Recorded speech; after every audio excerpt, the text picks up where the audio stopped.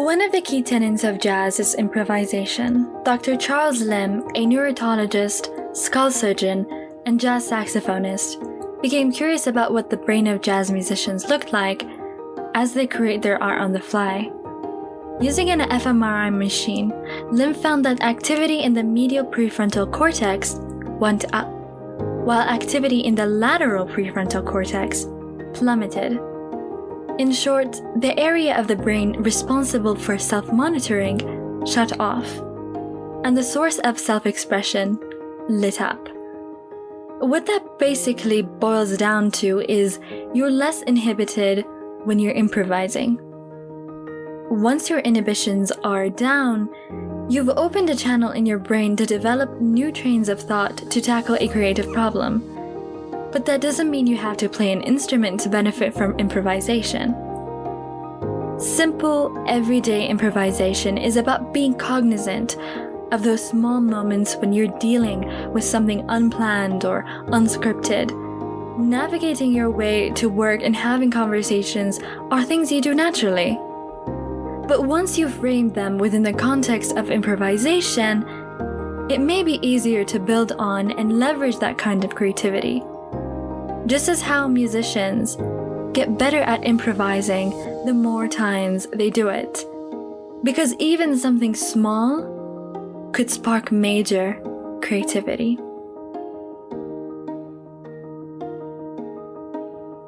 Welcome to the Creative Monologue. I am your mentor, Gia Almuaili, and in this week's episode, I'll be talking about how improvisation and how being a little bit like jazz can actually make us more creative.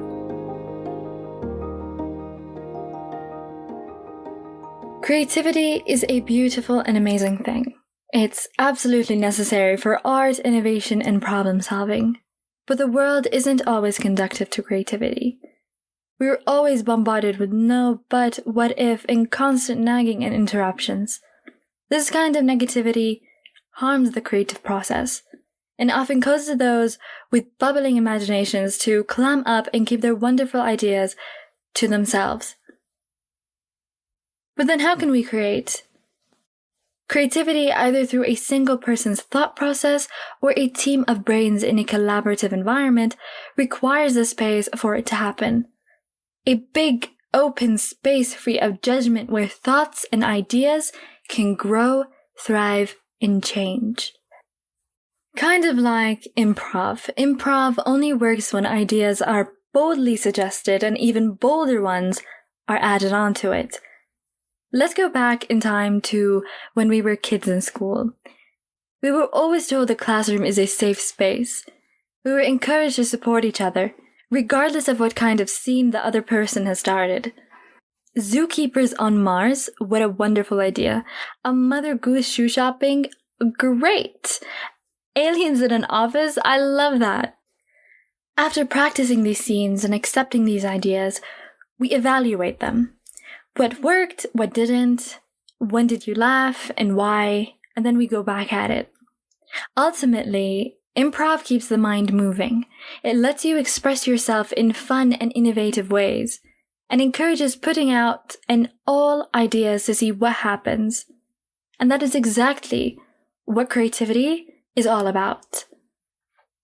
One of my dear professors from the CMCI studio at the University of Colorado at Boulder used to give us improvisation yes and exercises to help boost our creativity and practice improvising and being open to building on new ideas. And I've noticed that many other companies are turning to improv to foster communication and creativity that way too. I remember Lisa telling us how a culture of yes and tends to be one where creatives and innovators thrive because they feel open and comfortable to share. And that is true because innovation thrives in an atmosphere of safety and non-criticism. Improvisation builds a muscle for trusting our impulses and ideas before we have to analyze how good they are, as well as helping develop an open-mindedness towards other people's ideas. There's a common misunderstanding that improv is all about being funny. It's not. It definitely can be sometimes, but you don't have to feel the pressure to invent jokes and come up with puns. The product itself is often funny, but it's mostly about listening and supporting each other. Committing to a reality you're making up on the fly. When my peers and I were doing the exercise in class, I noticed there is not much time to get stage fright. We were expected to jump into warm-up exercises designed to get the group mind working. These included simple word games, communicating how we were feeling, or playing catch with the ball, and even stretching and walking around, and being aware of ourselves. Such exchanges helped us tune into nonverbal signals too. I've learned that it's not just about listening to words, but subtext and intent. And that's valuable in the creative and business world because a client or partner may be telling you one thing, but communicating something entirely different through their body language. I also remember how we had to pretend to be a certain kind of company developing a new product. We had to think of the whole product life cycle and then discuss it with the whole class. What I have learned through that exercise is the key to a successful pitch is not undermining your peers. You have to listen to each other's choices that came before. You might have a great idea, but if it doesn't fit with what the last person said, you have to check it. And that's a hard thing to do. But improv helps you realize that you're going to have more good ideas come forth by sharing.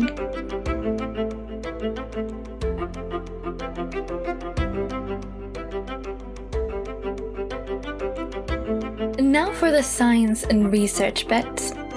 It sounds illogical, but you can learn to improvise better in daily life. All it takes is practice.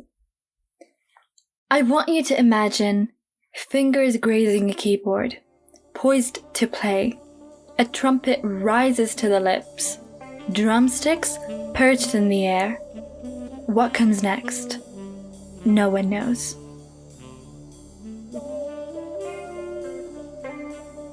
The beauty of jazz is the way improvisation is entwined with art. Each instrument capable of hijacking the melody and reinventing it in ways even the musician doesn't understand. Miles Davis, a renowned jazz musician, once said, "I'll play it, and I'll tell you what it is later."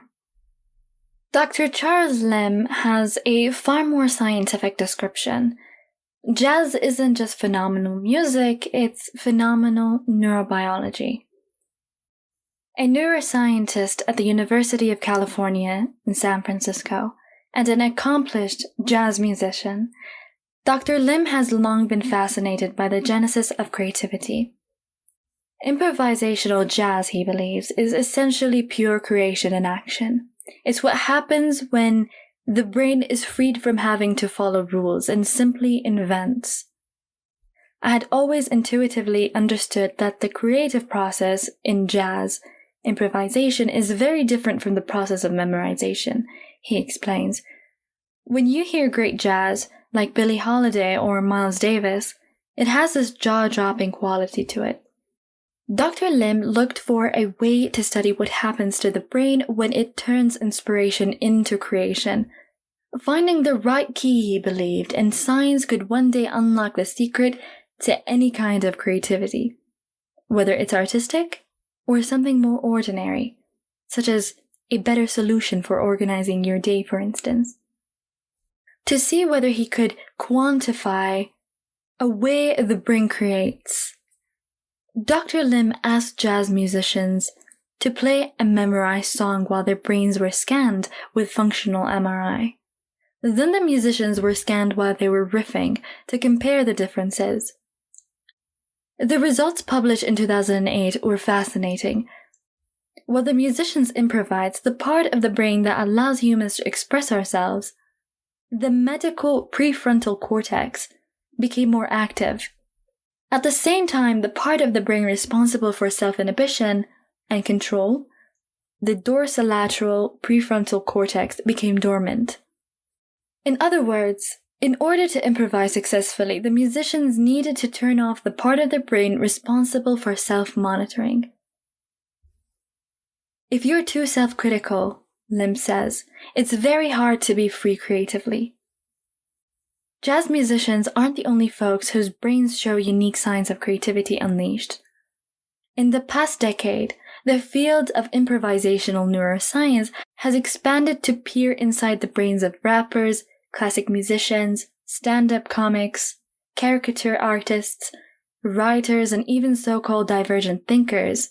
These studies consistently show a difference between people's brains when they are improvising and when they are not. So we're quite convinced, Lim notes, that the state of creativity is a different functional brain state, and it's measurable too. One of the first myths that this research has debunked, right-brained people are more creative, while left-brained people are more analytical. And that's wrong. In fact, an analysis of the brain activity of more than 1,000 people revealed that no one has a dominant side of the brain. Everyone uses the networks in both the left and the right side, and both sides of the brain are intimately involved in creativity and change. Another debunked myth is the ability to create on the fly is a talent only certain people have, and that's wrong too. They do not have it from birth. Rather, research finds that the best improvisers are those who have honed their skills over hundreds and hundreds of hours of practice. Explains Rex Young, a professor of neurosurgery at the University of New Mexico, who studied aptitude, intelligence, and creativity. The more time you devote to developing a skill set, the more raw material you have to draw on, and the easier it is to improvise. Think about it this way. The more paintings you have done, the vaster you can identify which colors will mix well. The more jokes you have told, the easier it is to know which punchlines will draw the most laughs. Moreover, although it seems a little counterintuitive, improvisation itself is a skill that you can improve with practice. In a 2018 study at Columbia University, researchers showed that musicians who regularly practiced improvisations were better at it and more quickly able to change chords in a piece of music, while maintaining a pleasant harmony, than musicians who were accustomed to just following what was written. Science has also demonstrated that improvisational creativity is not restricted to the arts only. Lim said that the idea of responding to something that we didn't anticipate happening is a fundamental attribute of what it means to be human. Humans are hardwired to create. The creative brain state that Lim has documented in musicians, comedians, and artists is similar to that of athletes who are in the zone, who turn off the self-monitoring part of the brain and use their instincts about which shots to take. This mindset is also what we employ in daily life to deal with unexpected occurrences. Faced with a delayed train, for instance, we might decide to walk or take the bus. Or in another instance, we realize that we're out of lemons while cooking, and so we might substitute it with a lime or an orange. Everyone is creative. It's just a matter of degree, says Young. We have this prototypical idea of artistic creativity, but we are creative in our relationships, our work, our cooking, and even arranging our homes in a different way. To train your brain to think creatively, look for ways to improvise in your daily life. Improv comedian Anthony Veneziale practices this with his daughter by giving her a yes day. For one day, as long as she doesn't hurt anyone, they will do anything she wants. Have ice cream for breakfast, go swimming, visiting a local park. This sort of exercise is just as important to your health as the physical kind. Lim notes that the creative brain is a generally more activated brain than a non-creative one. And an activated brain is generally better able to ward off forgetfulness, absent-mindedness, and even dementia.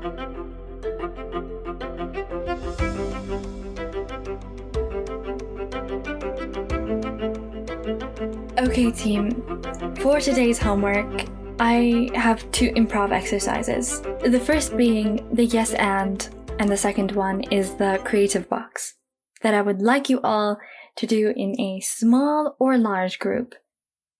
Creativity lies at the heart of improvisation, but it is hard to be creative on your own.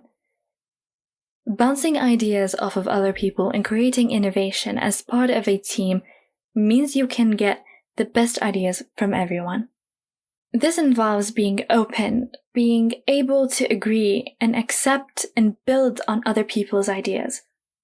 Managing your own ego for the success of the project and celebrating the achievement of your peers. These are admirable and difficult qualities to foster sometimes, which is why these improv exercises may help you. First off, the yes and. This is the bedrock of all improv games, the tenets of our entire art form. However well we may know this, and however many times it has already been done, it is always a good starting point for a group. The method goes: get into pairs. First person suggests an activity starting with the words let's. Example, let's draw a fish. The second person responds with yes and before adding something to the idea. Every subsequent sentence starts with yes and it might go like this: let's draw a fish.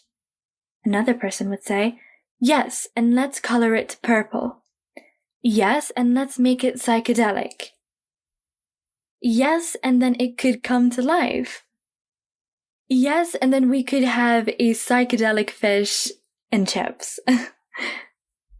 And it goes on. Some tips for doing this exercise. Make sure, however clunky it may feel to start each response with the actual words, yes and, try to ensure that the next idea actually follow on. For example, let's draw a fish. Yes and let's go to the moon are just 2 very separate ideas. You see? The benefits of this exercise is a deeper understanding of what kind of person you are. It's also a wonderful tool for idea generation and brainstorming. Finally, it's the bedrock of improv, so you can't go wrong with this one. Exercise number 2, the creativity box. And this is when you put yourself on the spot and empty all the things you have in your mind. Lay them all out on the floor and then wonder at your own endless imagination. The method goes: you stand in a circle. One person steps forward and opens an imaginary box on the floor. Then you pull out imaginary objects in quick successions, naming each one. For example, it's a rabbit, it's a top hat. Oh, it's a banana. A photo of Gandalf. Harry Potter's glasses, a fairy, a mystical blue bandana, and it goes on and on and on. Once your brain is utterly empty of all things, move on to the next person. A quick tip for doing this exercise is leave no time for judgment or self-criticism. Just keep naming stuff. Really try to see, feel, smell the objects as they are coming out. It will make your life easier. And always, always, always give your supports to the others when they are doing this exercise. Encourage them and encourage your peers in the group. The benefit of this creative game is you get to think quickly, and there is a lack of self-judgment. It's also a great creativity booster, and by the end of the game, you will have an abundant source of ideas.